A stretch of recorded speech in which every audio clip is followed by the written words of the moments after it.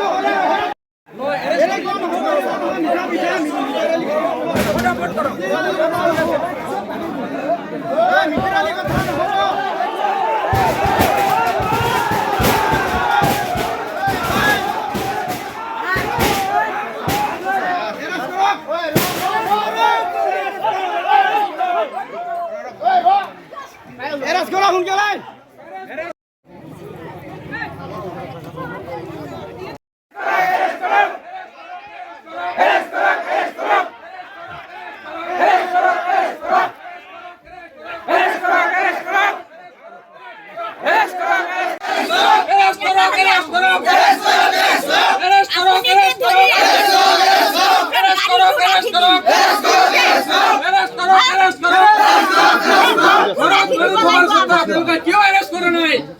আজি 2 ঘণ্টা হৈ গ'ল, এতিয়ালৈকে 2 ঘণ্টা হৈ গ'ল, কিয় এৰেষ্ট কৰা নাই? এৰেষ্ট কৰক, এৰেষ্ট কৰক, এৰেষ্ট কৰক, এৰেষ্ট কৰক, এৰেষ্ট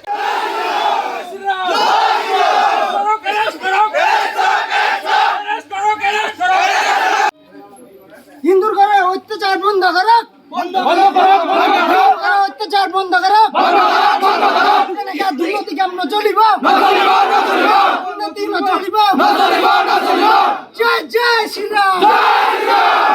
প্ৰকৃত ঘটনা হৈছে মানে আমাৰে ঘৰ, মানে মই ৰাতিপুৱা মোক মায়ে মাতি আছে, মোৰ মাইকীয়ে মানে ঘৰ লেপিব।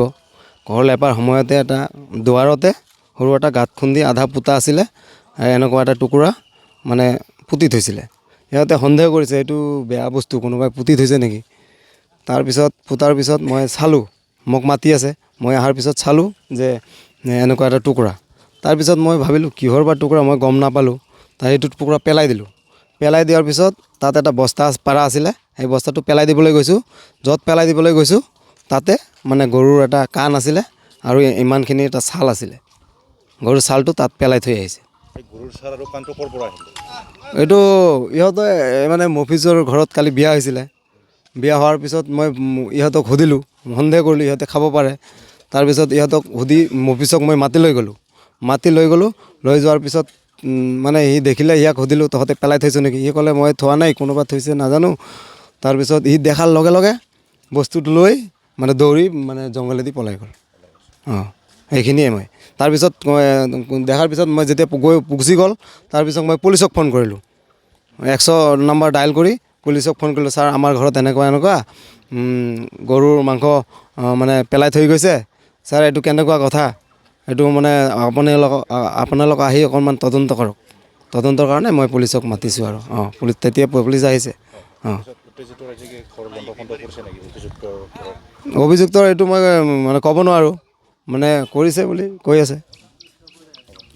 এতিয়া চিটুৱেশ্যনটো নৰ্মেল আছে, বাকী কি হৈছে আমি এনকুৱাৰী কৰি আছোঁ গোটেইখিনি, আৰু কিবা ফাৰ্ডাৰ ডেভেলপমেণ্ট হ'লে জনাম, কিন্তু বৰ্তমান চিটুৱেশ্যন নৰ্মেল আছে। যিগৰাকী ঘৰত মাংসৰ উদ্ধাৰ হোৱা বুলি অভিযোগ উঠিছে, সেইটো প্ৰকৃত কথা নেকি? নাই, আমি এনকুৱাৰী কৰি আছোঁ জনালৈ, কিবা ডেভেলপমেণ্ট থাকিলে আপোনালোকক জনাই কৈ দিম। ঠিক আছে।